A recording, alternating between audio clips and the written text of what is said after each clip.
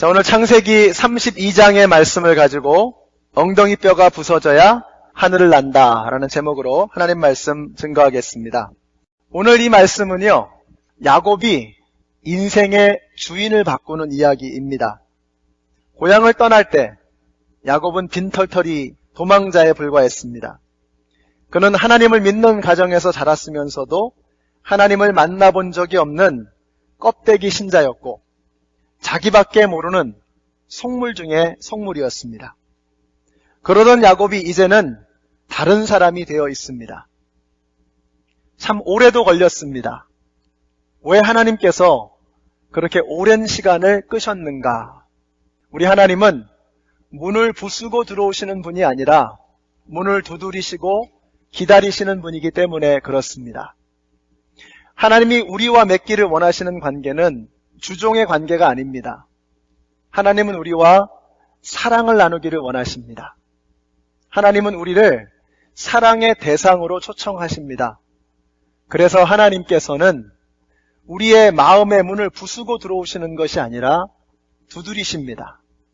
그리고 우리 스스로 열 때까지 기다리십니다. 야곱은 참 오래도 걸렸습니다. 하나님께서 끊임없이 그의 마음의 문에 20년 동안 노크를 하셨지만 야곱은 좀처럼 열듯 하면서 그 마음을 활짝 열지 못했습니다. 이제 오늘 본문 속에서 하나님께서는 야곱을 야복 강가에 몰아세우시고 그곳에서 야곱을 만나 주십니다. 그래서 지팡이 하나 달랑 들고 도망쳐온 야곱이었지만 하나님께서 그 20년 동안 풍성한 은혜, 놀라우신 축복을 부어주셨습니다. 그래서 처음에 올 때는 지팡이 하나 달랑 들고 왔지만 이제는 수많은 양떼와 재산과 식솔들을 거느린 거부가 되어 있었습니다. 이제 고향으로 돌아가는 그 귀향길이 마치 금이 환영을 하는 것처럼 자랑스러운 그러한 모습으로 야곱이 고향으로 돌아가고 있습니다. 적어도 겉모습은 그렇습니다. 그러나 속은 그렇지 않았습니다. 야곱의 마음속에는 불안함이 있었습니다. 그리고 형에 대한 두려움이 가득 차 있었습니다. 그래서 우리가 사람의 겉모양에 속으면 안 됩니다. 야곱이 그렇게 금이 환영하는 것처럼 떵떵거리는 그런 모습으로 고향으로 돌아가고 있는 것 같았지만 그 속마음이 두려움에 사로잡혀 있었던 것처럼 우리가 겉모양에 속으면 안 됩니다. 여러분, 우리가 이 자리에 멀쩡한 모습으로 나와 있습니다. 그러나 우리는 모릅니다. 지금 내 옆에 앉아있는 사람이 어떤 과정을 거쳐서 어떤 힘든 상황 속에서 힘겹게 이 자리에 나와 있는지 우리는 알지 못합니다. 겉으로 멀쩡해 보인다고 해서 멀쩡한 게 아닙니다. 겉으로 괜찮아 보인다고 해서 괜찮은 게 아닙니다. 우리는 다 무거운 마음의 짐을 가지고 멍든 가슴을 가지고 상처를 가지고 이 자리에 나왔습니다. 제가 여기 이 자리에 나와 있지만 여러분 모르실 겁니다. 제가 어떤 상황에서 살다가 어떻게 이 자리에 기어왔는지 여러분 모르실 겁니다. 여러분도 마찬가지입니다. 멀쩡하게 오신 것 같지만 우리가 영적인 눈으로 보면요, 정말 힘들게 기어온 겁니다. 그래서 우리는 단 한 사람에게도 함부로 대해서는 안 되는 것입니다.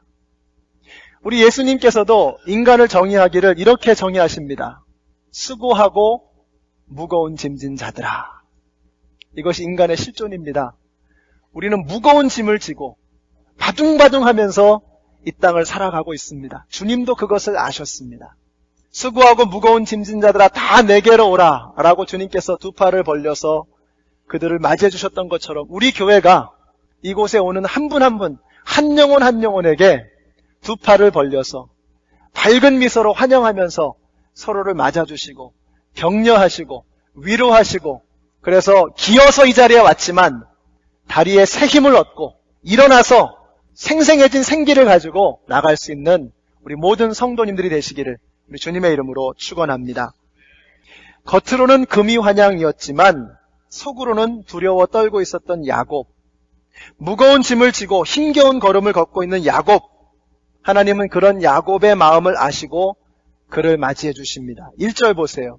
야곱이 길을 떠나서 가는데 하나님의 천사들이 야곱 앞에 나타났다. 야곱이 그들을 알아보고 이곳은 하나님의 진이구나 하면서 그곳의 이름을 마하나임이라고 하였다. 여러분이 마하나임이라고 하는 말은 two camps라고 하는 말입니다. 진이 두 개가 있다는 것입니다. 그러면 두 개의 진은 무엇을 의미하겠습니까? 야곱은 지금 자신의 고향을 향해서 혼자 한 무리를 지어서 가고 있다고 생각했습니다. 그런데 가만히 보니까 하나님께서 보내주신 한때의 천사의 무리가 있었던 것입니다. 그래서 한 때가 아니라 두 때구나. 나 혼자 가는 것이 아니라 하나님의 천사들이 나와 함께하고 있는 것이구나 하는 것을 야곱이 깨달았습니다. 얼마나 큰 힘이 되었을까요? 근데 여기서 여러분 이 천사라고 하는 이 말은요, 사실은 말라크라고 하는 이 단어는 천사라고 번역을 했지만 사실은 simply messenger라는 뜻입니다. 하나님께서 파견한 자라는 뜻입니다. 그러니까 우리가 알고 있는 이 천사의 모습은 중세시대 때 그려진 그림에서 나온 것입니다. 날개를 달고 있는 이런 천사의 모습. 그러나 성경에 나와 있는 천사라고 하는 것은 그냥 하나님이 파견한 자라는 뜻입니다. 하나님께서 천사를 야곱에게 보내주셔서 지쳐있는 그의 마음, 두려움에 사로잡혀 있었던 그의 마음을 위로해 주셨던 것입니다. 꼭 날개를 달고 있는 것이 천사가 아니라고 한다 그러면 여러분도 천사가 되고 싶지 않으십니까? 여러분도 하나님께서 파견한 자가 되고 싶지 않으십니까? 여러분의 마음속에 어떤 사람이 자꾸 생각이 난다 그러면 그것은 하나님께서 여러분에게 천사가 될 수 있는 기회를 주시는 것입니다. 교회 와서 보니까 자꾸 마음이 상해 있고 얼굴이 상해 있고 힘들어 보이는 사람이 눈에 밟히는 겁니다. 그렇다고 한다면 하나님께서 여러분에게 그 사람에게 다가가서 위로의 말을 해주고 격려의 말을 해주라고, 그래서 천사가 되라고 기회를 주시는 것입니다. 여러분, 어떤 사람이 잡을 잃어서 렌트를 낼 수가 없어서 정말 어려운 처지에 있다고 하십시다. 그런데 우체통을 열어보니 그 우체통에 100불짜리가 하나 들어있는 겁니다. 누가 갖다 놓았는지는 모르지만 이 잡을 잃은 사람의 마음속에 그 사람은 천사로 다가왔던 것이 아니겠습니까? 저는 여러분들이 그런 하나님의 천사들이 되시기를 축복합니다. 우리 한 분 한 분이 그런 하나님의 부르심에 응답해서 도움의 손길을 펼칠 수 있다고 한다면 우리 교회가 바로 마하나임, 하나님의 천사의 때가 되는 것입니다. 우리 연합장로교회가 이런 하나님의 천사의 때가 되었으면 좋겠어요. 하나님이 보내시는 곳이라고 한다면 어느 곳이든 달려가서 그 사람에게 도움의 손길을 펼쳐줄 수 있는 이런 천사의 무리들이 되시기를 우리 주님의 이름으로 축원합니다. 지난주에 필리핀을 위해서 특별 헌금을 했는데요. 경기가 어렵고 여러분도 형편이 참 넉넉하지 않으실 텐데 인색하지 않으셔서 참 감사합니다. 먹을 것도 마실 것도 없는 그들에게 누군가가 보내주는 이 도움의 물자 때문에 그들이 다시 한번 삶의 희망을 얻고 일어설 수 있다면 그들에게 우리는 천사로 다가가게 되는 것입니다. 그런데도 야곱은 참 대단합니다. 정말 머리가 단단하십니다. 그렇게 하나님이 도와주시고 그렇게 응원해 주시고 천사 때까지 보여주시는데 여전히 잔머리를 굴리고 있습니다. 그래서 자신의 무리를 여러 때로 나누어서 먼저 선발대를 보내고 그리고 혹시 공격을 당하면 나머지 사람이라도 어떻게 피신해 보겠다라고 하는 이런 계산을 하고 있는 것입니다. 그래서 한번 23절 같이 한번 읽겠습니다. 시작. 야곱은 이렇게 식구들을 인도하여 개울을 건너보내고 자기에게 딸린 모든 소유도 건너보내고 난 다음에 뒤에 홀로 남았는데 라고 했습니다. 야곱은 변화되는 사람이었습니다. 하나님은 우리도 변화되기를 원하십니다. 그럼 우리가 변화되기 위해서는 어떻게 해야 되느냐? 야곱이 그렇게 했던 것처럼 홀로 남아있는 시간이 필요합니다. 내가 뭐 대단한 것 같고 우리가 많은 것을 가지고 있는 것 같지만 홀로 앉아서 가만히 생각해 보면 내가 아무것도 아닌 존재라고 하는 것을 깨닫게 되는 것입니다. 야곱이 강가에 그 밤에 홀로 앉아 있었을 때에 야곱은 깨닫는 것입니다. 내가 아무것도 아니구나. 여러분, 우리가 많은 것을 가지고 있는 것 같지만 사실 가만히 한번 생각해 보십시오. 그게 정말 내 것입니까? 여러분의 심장, 여러분의 것입니까? 만약에 심장이 내 것이라면 심장병 걸리지 말아야 합니다. 내 마음대로 할 수 있어야 진짜 내 것입니다. 근데 우리가 심장병 걸리거든요. 허파가 내 것이라면 폐병 걸리지 말아야 합니다. 근데 폐병 걸리거든요. 내 의지와 상관없이, 내 바램과 상관없이 병 걸리거든요. 내 마음대로 할 수 있는 진짜 내 것이 아니라는 겁니다. 정말 내 것이라면 죽음 넘어까지라도 가지고 갈 수 있어야 합니다. 그러나 죽은 사람이 입는 수의에는 주머니가 없다고 하죠. 아무것도 들고 갈 수 없기 때문입니다. 죽음 넘어까지라도 가지고 갈 수 있는 것이어야 내 것인데 우리가 그러지 못합니다. 정말 내 것은 없는 것입니다. 빈손으로 왔고 빈손으로 가야 하는 것이 인간입니다. 야곱은 이 밤에 야복 강가에서 홀로 남았습니다. 20년 동안 일구어왔던 그 모든 것을 다 떠나보내고 아무것도 없는 빈손으로 그 밤에 강가에 홀로 앉아 있었던 것입니다. 우리가 정말 믿음이 성숙하려면, 하나님을 만나서 변화되어지는 삶을 시작하려면 먼저 분주함을 내려놓고 내가 가지고 있다고 착각했던 이 모든 것들을 다 내려놓고 하나님을 홀로 만나는 이 야복강가의 체험이 우리에게 있어야 하는 것입니다. 하나님이 야곱을 만나주시는데 언제 만나주시느냐? 여러분, 20년 전에 만났던 그 하나님은 꿈속에서 만난 겁니다. 그러나 정말 야곱이 언제 하나님을 만나느냐? 자신이 그동안 추구해왔던 그 모든 것들을 다 떠나보내고 강가에 홀로 남아 있었을 때, 그 밤에 하나님은 야곱을 찾아주셨던 것입니다. 왕궁에 살던 모세가 40년 동안 미디안 광야에 나아가서 양치기를 했습니다. 왕자였던 사람이 하루아침에 양치기가 된 것입니다. 얼마나 자신의 인생이 한탄스럽고 원망스러웠겠습니까? 그곳에서 아들을 낳았는데 그 아들의 이름을 게르솜이라고 지었습니다. 게르솜이라고 하는 말의 뜻은 내가 타지에서 객이 되었구나. 그 40년 동안 모세는 철저하게 외로웠습니다. 40년을 살면서도 결국은 객으로밖에는 남아있을 수 없었습니다. 그런데 바로 그 광야에서 모세는 하나님을 만나고 이스라엘 백성들을 40년 동안 광야에서 인도하는 위대한 지도자가 될 수 있었습니다. 다윗이 시글락이라고 하는 조그만 성에 머물러 있었던 때가 있었습니다. 그 성에서 남자들을 데리고 다른 곳에 잠시 나가 있는 동안 아말렉 족속들이 쳐들어와서 성을 불태우고 여자와 아이들을 다 사로잡아 갔습니다. 그때 원망의 화살이 다윗에게로 돌아왔습니다. 모든 사람이 다윗을 책망하고 원망하면서 다윗을 향해서 돌을 던지려고 했습니다. 다윗이 이렇게 큰 위기를 만났지만 여호와를 통하여 힘을 얻었다라고 이렇게 말씀하고 있습니다. 여러분, 우리도 홀로 하나님 앞에 서 있는 그 시간이 필요합니다. 세상 모든 사람들이 나에게 돌팔매질을 하려고 할 때에도 하나님을 의지하는 이 체험, 이 경험이 우리 가운데 있어야 하는 것입니다. 그래서 24절 보세요. 뒤에 홀로 남았는데 어떤 이가 나타나 야곱을 붙잡고 동이 틀 때까지 씨름을 하였다. 야곱이 싸움을 건 것이 아니라 어떤 사람이 야곱에게 싸움을 건 것입니다. 얼마 전에 제가 종교와 기독교의 차이를 말씀드렸죠. 종교가 뭐라고요? 종교는 인간이 하나님에게로 나아가는 과정입니다. 근데 기독교는 무엇입니까? 하나님께서 우리에게 오셨다는 것입니다. 이것이 바로 성탄의 의미입니다. 우리의 정신과 감정과 생각과 이성과 판단과 영혼이 다 망가져 버렸기 때문에 우리는 하나님을 감각할 수 없습니다. 하나님을 찾아갈 수 없습니다. 그래서 하나님이 우리에게 오셨다는 것입니다. 이것이 복음입니다. 오늘 만약에 여러분이 찬양 가운데서 세상에서는 느낄 수 없었던 색다른 느낌을 가지셨다면 그것은 틀림없습니다. 하나님께서 여러분의 마음을 터치해 주신 것입니다. 지금 여러분의 생각 속에 복잡한 생각이 많을 겁니다. 다음 주부터 비즈니스는 어떻게 할 것인가?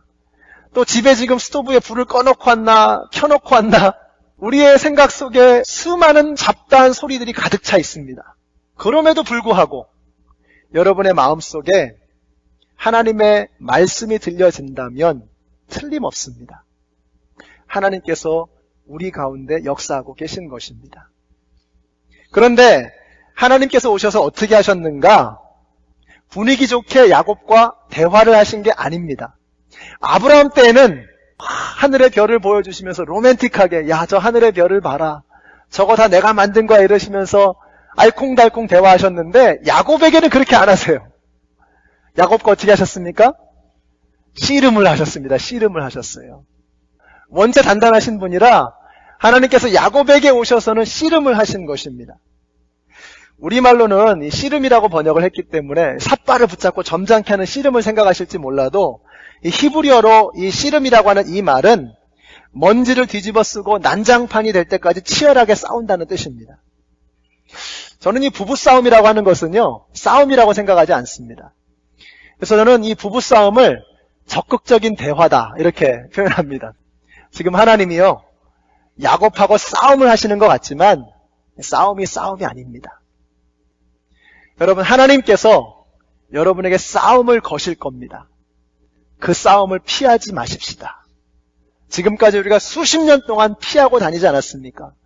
도망치며 다니지 않았습니까? 하나님께서 좀 한번 얘기를 해보시려고 하면 고개를 돌리고 등을 돌리고 요리조리 피하면서 우리가 얼마나 많이 도망쳐 왔습니까? 그러나 이제는 하나님께서 우리에게 싸움을 거실 때, 씨름을 거실 때 그 씨름에 담대하게 응하실 수 있는 저와 여러분이 되시기를 주님의 이름으로 축원합니다. 그래서 하나님께서는 이 야곱을 야복 강가에 배수의 진을 치게 하십니다. 더 이상 피할 수 없는 곳으로 야곱을 몰아세우셨습니다. 그리고 씨름을 하시는데 그 씨름이 얼마나 치열했든지 야곱의 엉덩이 뼈가 탈골이 되었다, 위골이 되었다 이렇게 말씀하고 있습니다. 여러분, 엉덩이 뼈가 무엇입니까? 우리의 힘줄 체계의 중심입니다. 허리를 다쳐보신 분들은 아실 겁니다. 한번 허리 다치면요, 꼼짝을 못합니다. 야곱의 엉덩이 뼈가 무너져 버렸습니다. 그렇게 되었을 때에 야곱의 입에서 터져나오는 고백이 달라지게 된 것입니다. 26절 한번 보세요. 그가 날이 새려고 하니 놓아달라고 하였지만 야곱은 자기에게 축복해주지 않으면 보내지 않겠다고 때를 썼다라고 했습니다. 중요한 것은 야곱은 자기에게 축복해주지 않으면 보내지 않겠다고 때를 썼다는 것입니다. 여러분, 이 고백은 야곱이 팔팔했을 때 했던 고백이 아닙니다. 엉덩이 뼈가 무너지고 이제는 더 이상 서 있을 수도 걸을 수도 없는 이런 상황 속에서 튀어나온 야곱의 절규였습니다. 결국 이런 뜻입니다. 하나님, 절대로 당신을 놓지 않겠습니다. I will never let you go. 하나님, 이제 저는 하나님 없이는 단 한순간도 살 수 없는 사람입니다. 하나님은 이 고백을 기다렸던 것입니다. 여러분, 부부싸움이 언제 끝납니까? 한쪽이 항복할 때 끝나는 건가요? 여러분, 부부싸움이 언제 끝납니까? 정말 부부싸움이 끝나는 것은요, 사랑을 확인했을 때입니다. 정상적인 부부라면 사랑이 확인되어졌을 때 진정한 의미의 싸움은 끝나는 것입니다. 하나님이 이제 야곱의 멱살을 잡으셨는데 그 멱살을 놓으십니다. 왜냐하면 야곱의 하나님을 향한 사랑을 확인하셨기 때문입니다. 그때부터 야곱의 인생이 달라지기 시작하는 것입니다.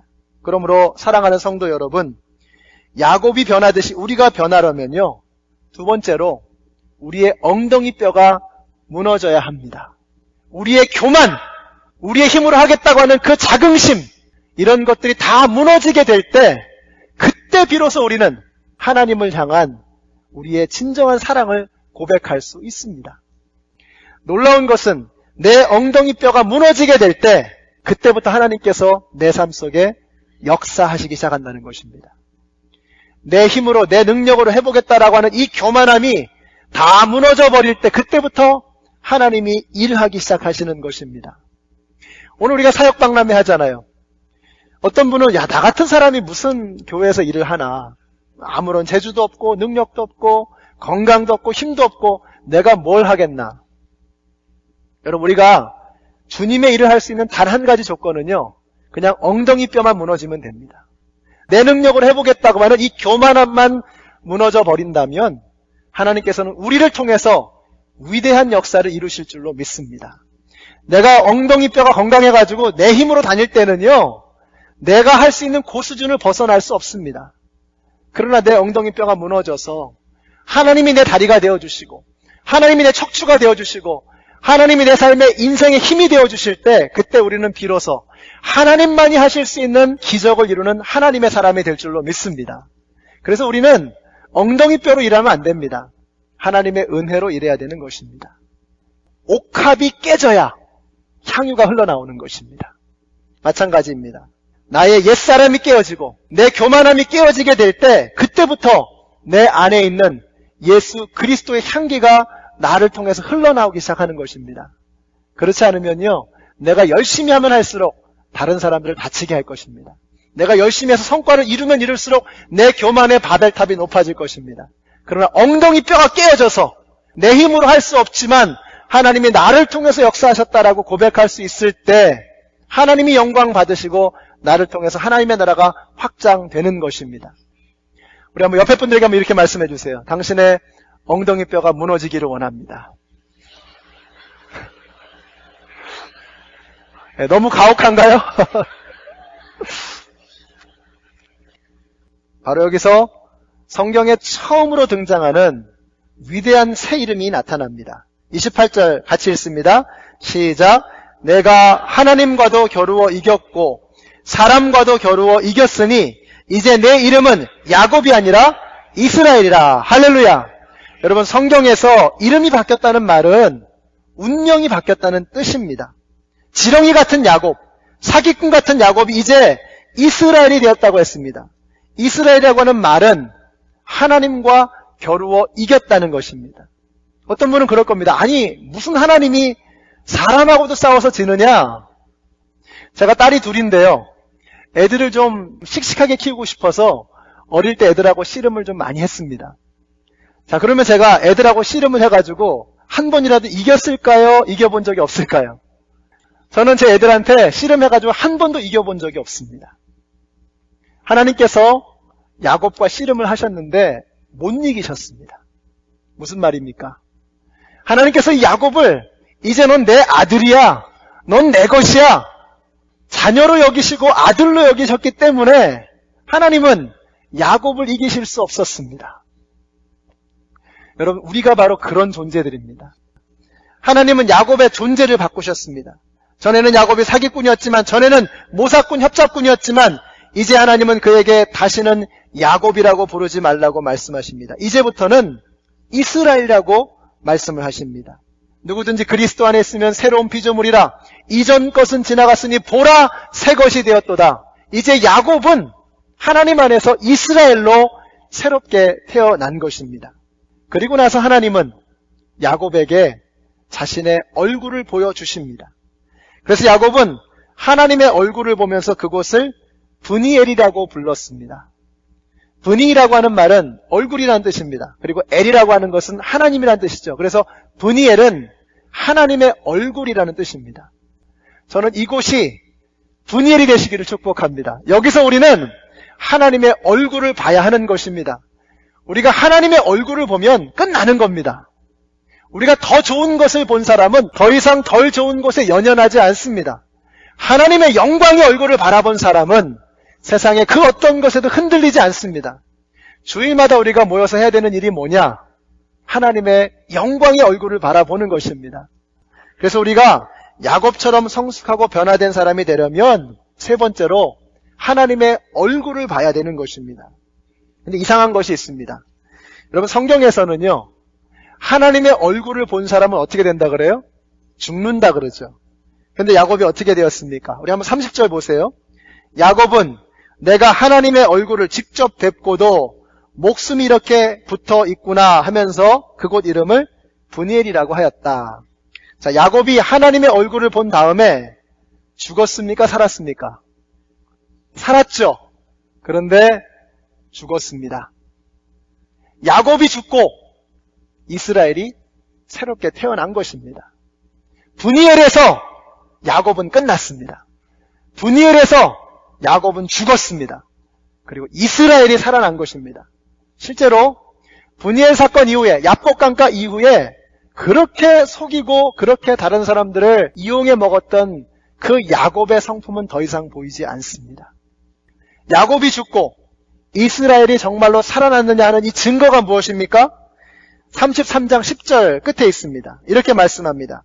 형님의 얼굴을 뵙는 것이 하나님의 얼굴을 뵙는 듯합니다.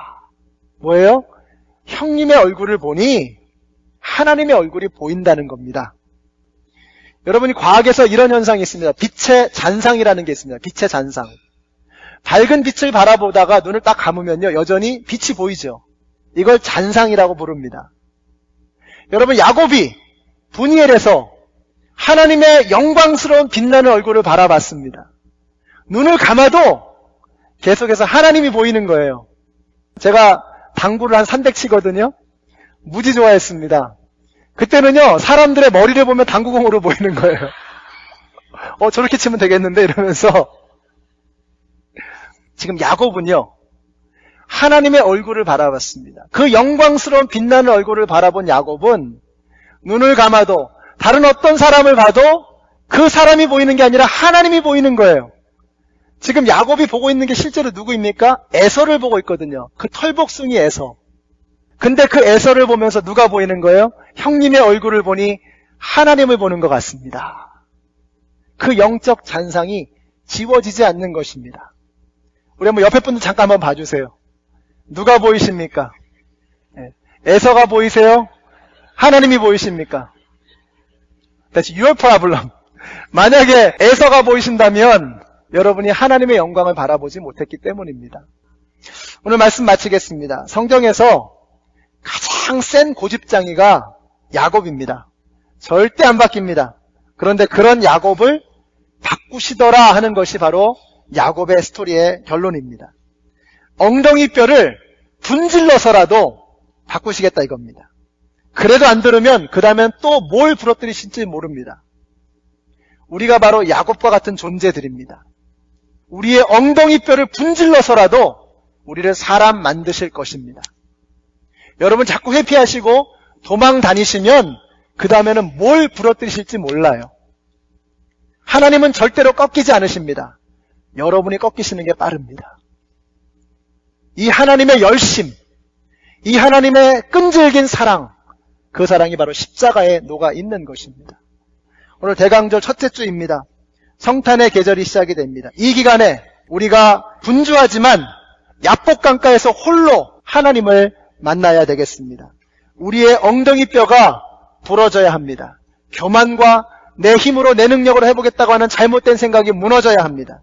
그리고 하나님의 얼굴을 목격해야 됩니다.